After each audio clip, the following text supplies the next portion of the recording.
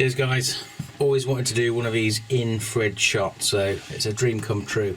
We're on the brown ale. We did a couple of, when was it? A couple of weeks ago? No, 2 or 3 weeks ago. No, woo, steady, down boy. A bit of a foamage thing, as you can see, going on. Anyway, tomorrow is a brew day, and we're going to go for a mild. It's one out of a Bible, I think.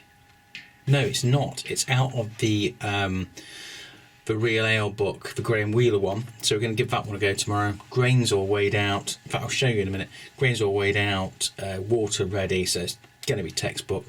I think we might record that. It's been a while since I've done one of those, so yeah, we might go for one of those. So anyway, in the meantime, cheers. Okay, right, better make this quick because it sounds like there's raised voices indoors. We're going for the Hooky Mild. Now this is, again, it's out of the Real Ale book, the camera one. Slightly modified, go through that tomorrow. The main difference, apart from me messing around with all the settings, is we're getting rid of a white sugar and we're just going all malt. You can check out here, look, we can see excessive use of the zoom function. Grains already, water is already. So we'll pick this up tomorrow. Okie dokie, this morning, as you can see, probably hear the old bin men in the background doing bin stuff. Anyway, what are we doing? We're doing the mild. We've got 32 litres of water in there. We have treated it with 1/4 of a tablet, Camden tablet per 23 litres. We're all ready to go. Going to get this nicely warmed up. We're going to have a nice mellow brew day, and we'll come back and we'll go through the recipe. So I'm just going to be a bit more. I'm going to go through a few of the things, because if you are doing that, might be useful if you do full volume brew in a bag. If not, then this is going to be way out of kilter. But if it is, could be helpful. So we'll get it warmed up and we'll do the mashing. Right. So we are up to temp, which is mashing at 66. So we'll get the old let's get the old bag in. I thought we'd just go through the recipe. So this is going to be quite different to the one in the book. So if you're doing sort of normal, if you're doing anything other than brew in a bag full volume, you probably want to go and actually have a look at that and get it closer to the original one in there. But the main difference is that the recipe in the book has sugar as well as the pale malt, the Marisota, and I've got loads of Marisota kicking around at the moment, so I want to use it all up. I've done that before, some of the recipes in there before, and quite a lot of them have sugar. It's sort of part of the recipe, so I guess just to get them sort of close to the originals. But anyway, so let's just quickly go through the thingy. So we've got 3.3 kilos of Marisota. Whoa, just look at that. Oh, great stuff.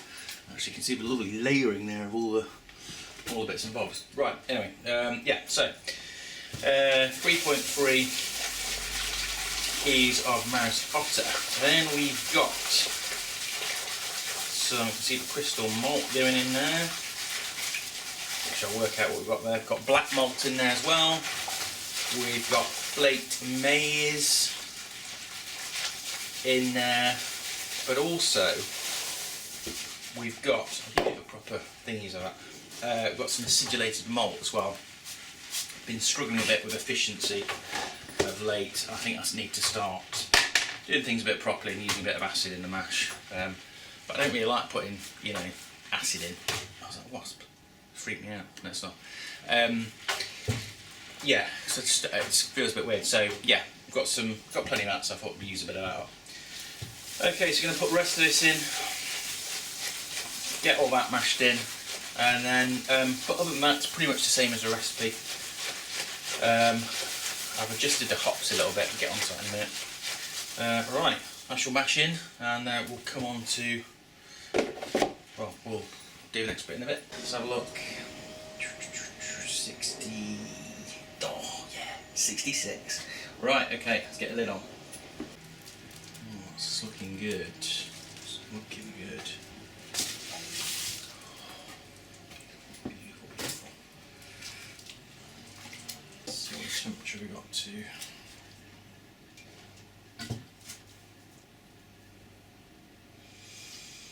Blimey, 63.7. That hasn't lost much. It's doing good.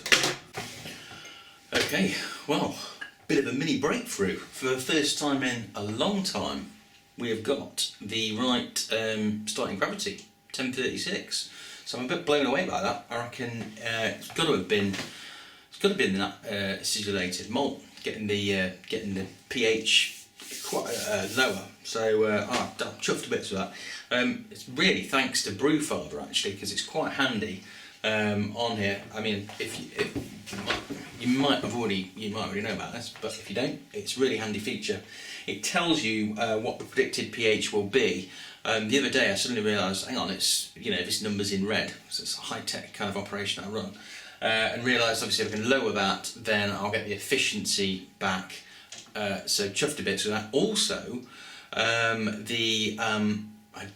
not entirely sure why, but the Protoflock that I put in seemed to work better as well. So I'm not sure if this is, I don't know, maybe it's just one of those days, but it's all gone pretty good. So I'm going to grab myself a beer, well earned, and I'm going to show you if you're interested, I'm going to show you the new sort of fermentation area, and we're going to wire up a tilt, and we'll see how we get on with that. So yeah, a bit blown away really. Let's get that beer. We're back. Cheers. So more brown ale. Pretty good this. Right, so I've got, actually you can't see, so that's complete. Okay, you can see I've got these two stacked on top of each other. Bottom one is for chilling kegs and top one is for fermentation. So seemed to work pretty good. A couple of times I've had to, well, say a couple of times. The other day I had the keg in here because this fridge is loads better than that one. It's quite new actually. Chill stuff down much quicker. So if I'm needing to do that cold crash weather, definitely a place to be. Yeah, I can't get over it. It all seems to have gone pretty well, other than just nearly taking myself out on a light. So what we'll do is I'll just get this set up. We're just going to use some bit of SO4. We'll get that in, and I'll show you the thingamajig. Okay, so we're running low on batteries, so I'll try not to waffle on too much. Right, so let's get the give it a bit of an aeration with the spun. Make sure it's all pretty good. It's all sanitised. It is a bit dodgy though, this being high up, because it's kind of balanced on top of the other one, and I think it's pretty good. I think it's fairly, famous last words. I think it's fairly safe, but still a bit wary. Right, I'm just going to give that a good stir. It should not be oxygen because it's jiggly. So I am going to put myself a little hook on there, very snazzy. One on there, like that. Nearly forgot Mr. Tilt then. Let's bung him in. Should have got no guns on him. Yeah, he's looking pretty good, I reckon. Let's pop him in. Alright, now we'll get it set up. Let's go 19.5. Don't know why, I've just got a feeling that could be a good one. Let's go 19.5. Let's bung that on. We're going to wire up the tilt. And old dog and bone we've got lying around, but works pretty well. The other thing that I completely forgot to mention was the different recipe. So yeah, it's an all malt one instead of the sugar.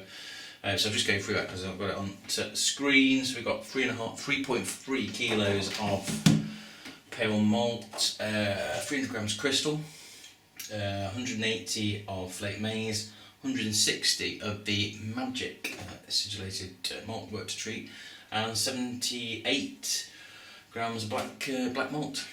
Hops, we're looking at Challenger, Fuggles, EKGs, and to start boil, and then to finish 10 grams of Fuggles. So there we go. So rather than me ramble on, I'm going to try and get this video uploaded today. I'm trying to be efficient today. I'm having one of those efficient days, and do the taste test as and when. See how we get on. So cheers everyone. Hope you have a good weekend.